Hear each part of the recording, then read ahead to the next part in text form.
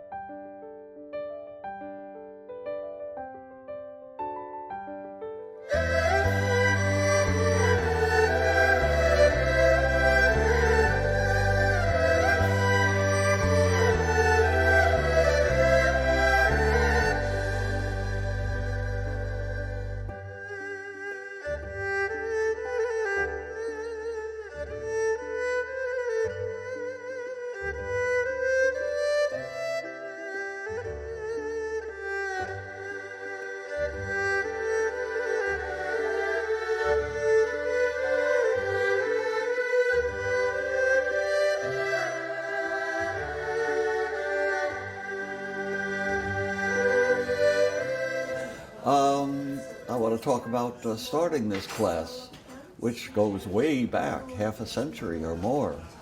Originally, I wanted to show people the techniques of how you cut glass and how you put it together and all of that. But really, that's done in many, many, many videos, all of the techniques of assembling the glass, cutting it and all that, and they do it so much better than I would do it. So I had to figure out why I've done all this, why I go to it. And I do have a talk on a video on creativity, and I suppose that's a central theme. Because once you've learned all the techniques of cutting glass and all that stuff, what do you do with it? Do you make butterflies for the rest of your life? Do you make funny faces or saints or whatever you want to do?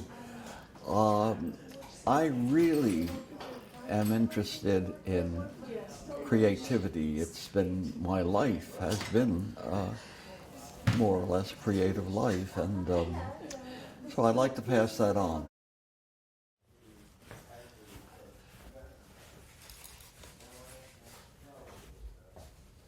Okay, I'm John Skillman, and I'm a retired vascular surgeon from Beth Israel Hospital.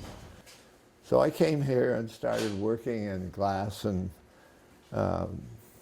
wire like he has. And after a while he said, you know, you might do some sculpture. So then I started working with styrofoam. And this piece is an earlier piece that I probably did about 7 or 8 years ago, maybe. And it's called Wotan, after one of the characters in Wagner's Ring Cycle. When I started this thing, I didn't know that I was making a face. I started with these 3 pieces. But it became a face and a nose and mouth and so forth, and I added that to it. And it has a green brain. You see the green brain there. And made it like a harlequin. And it's nice working with styrofoam, but it's a mess. It gets all over everything. But these pieces are all made out of, these 3 pieces were made out of styrofoam. One of the things that I've done here that I didn't do before was I've suspended the styrofoam pieces, which are glued together, hot glued, and then painted, of course, and sanded.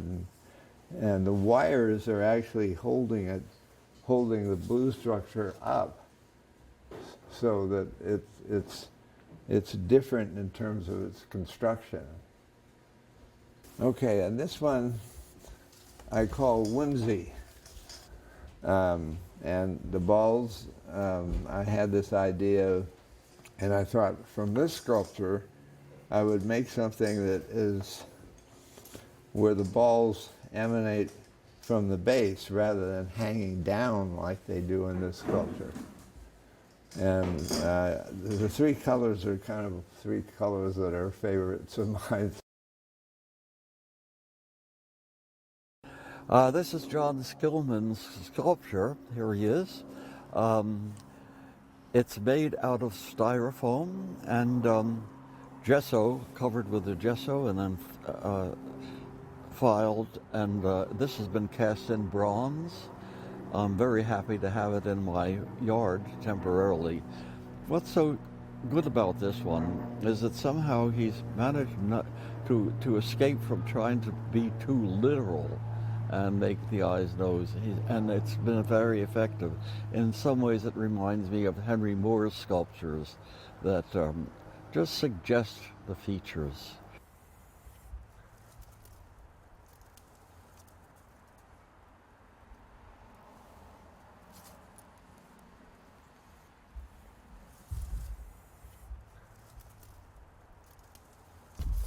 When I made this sculpture, as Joe said, the initial thing was blocks of styrofoam that were stuck together with hot glue. And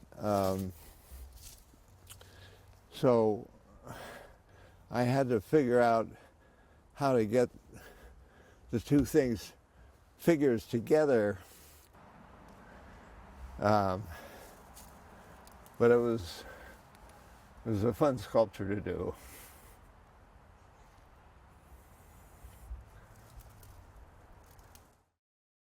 This is by Richard Gould. He couldn't be here to show his work, but what's important, I think, to this whole presentation is this is a good illustration of how people change and what they do. This is a very early piece that he did probably 7 years ago, and now this is what he's working on now. He has obviously made a big jump from a kind of mechanical repetition, which an engineer would do. He's an engineer, and he's gone into total abstraction. One of the problems he has with this too, though, which is obvious, is that the thing is liable to tip over.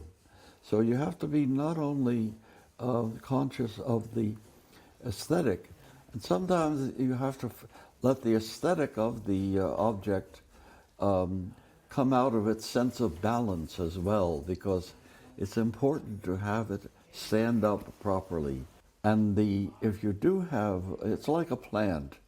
All plants really have a root to hold them down to the earth, and they have a stalk that's going to be strong enough to withstand the wind. Now with this sculpture, we're going to have to work on it because he has to have this heavy weight here just to keep it in mind.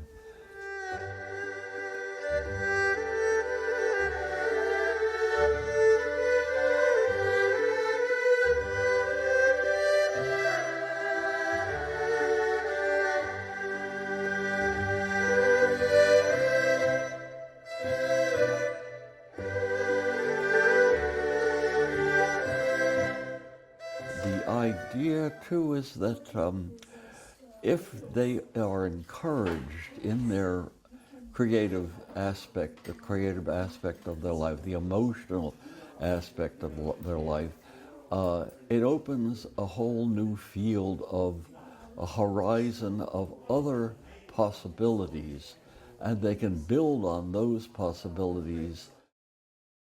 I'm Bob Caras, and I'm from Hudson. These are more recent pieces. I've made I'm on my 28th, 30th piece at this point. This is a tabletop piece from my sister, and it's called Giving. And she gets the family together. Traditionally, my parents always had these traditions of Mediterranean stuff, and so holidays and different things. And she carried on that tradition. And she's a Julia Child type cook, so it's an incredible experience. So this is for her. This is a piece I just started, and it's basically an amateur stage. Okay, I'm not quite sure where it will go, but we'll see. I find that it's food for the brain, and it makes me think.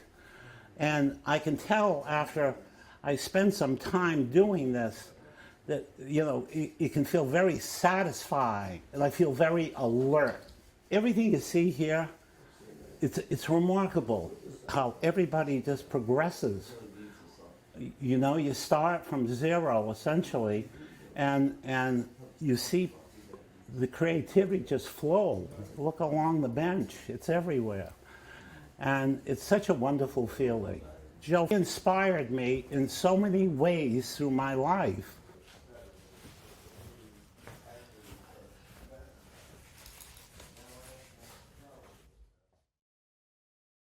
A lot of times people come to my classes and what they want to do in stained glass is a butterfly or something that they know. And that's exactly what I don't want them to do. I want them to make the jump from what they know to the possibilities of an abstraction of what they don't know and what they can discover. And often they resist that. They don't like leaving butterflies. They don't like leaving things that are useful. That's another thing about doing these art things is you really don't have to, they don't have to be useful. They just have to please you.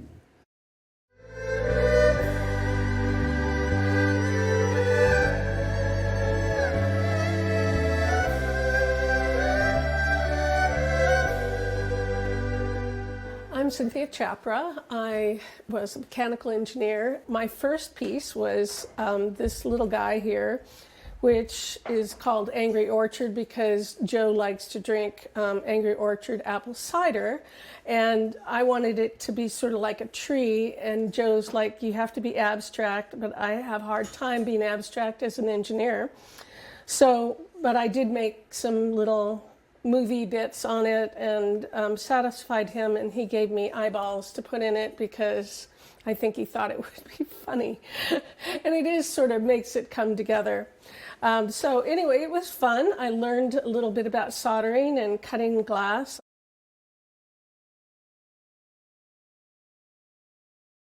So Joe wanted me to go big, and I started bending some big wires. And I have made this, which I think went against everything that Joe actually goes for because it's different. It's sort of like my personality, a little bit twisted. So there's twisted glass. I didn't know how to do it, but finally I figured it out. And it also has butterflies. I don't know if you can see the butterflies, but there are butterflies flying all through here, which go against Joe's thing. But it's come out beautifully. And he's been incredibly encouraging. He's become an amazing friend. And, you know, I don't know, this is such a wonderful way to express myself.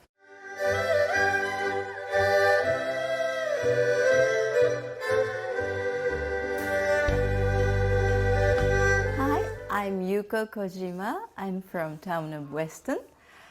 In the beginning, I started to make very tiny thing. The first thing I made was a stained glass Christmas tree 3D thing. And Joe always advised me to make abstract, and mine looked quite real Christmas tree.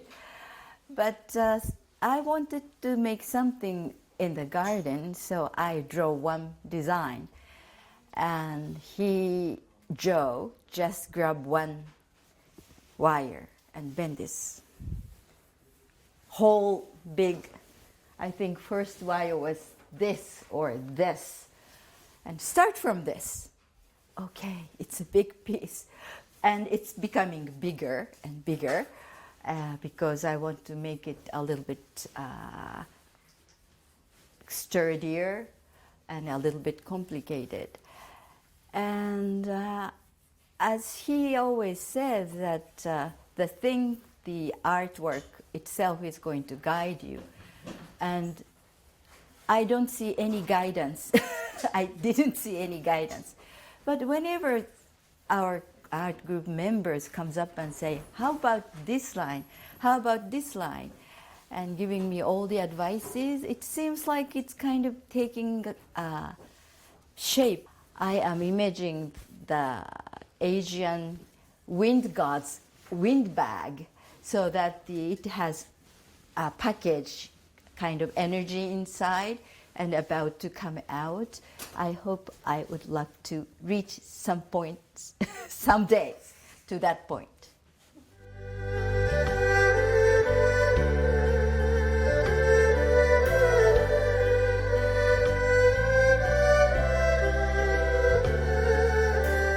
Okay, my name is Tatiana Dzevenskaya and I'm from Newton. Speaking of my art, I always wanted to try glass. I tried all different medias before, never tried glass. So I'm still learning and have a lot of stuff to learn, and I'm still doing stuff which I know about. I never emerged to abstract stuff. So this is my fish number 3. It's still fish. It's still what I know about. And each my fish becomes more and more dimensional. Is it supposed to roll? I don't know yet. It has all kind of different possibilities. So you can do this, like it's jumping out of the water. You can do this, like it's other way kind of. So I'm still trying to balance it and figure out what it's gonna be. But as Joe says, it will tell me later how it's supposed to be. So far I'm pretty much done with the eye. And now I'm trying to go down and figure out my colors, my shapes, what is gonna be here. I don't really know how it's gonna be ended up. I never know how it will end up, because at first I usually see something one way and it happens to go to different ways. That was fish number 2. I enjoy just kind of express myself, express my feelings about colors, shapes.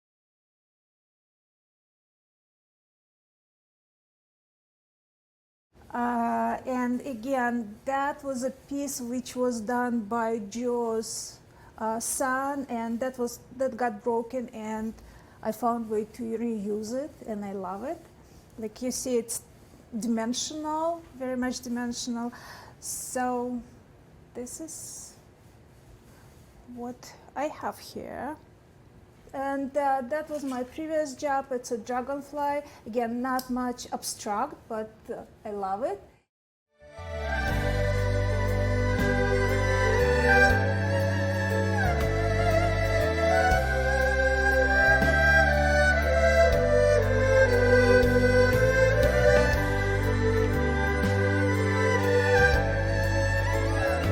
We are all image makers confronted with the blank canvas, the sculptural space we move in, the infinite patterns of thought and ideas we entertain.